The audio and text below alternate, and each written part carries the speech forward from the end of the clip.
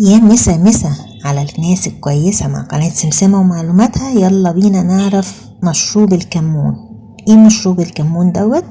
مشروب الكمون دوت بيعتبر علاج طبيعي للأنيميا. ليه؟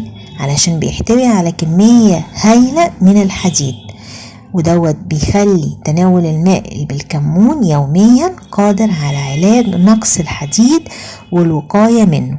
وطبعا عارفين ان الكمون بيمتص الغازات من البطن، علشان كده بنحرص على تناوله في وضعه على الملفوف وهو بيتسلق او الكرنبيط او بيتحط في السلطة علشان يقدر يمتص جميع الغازات الموجودة بالامعاء.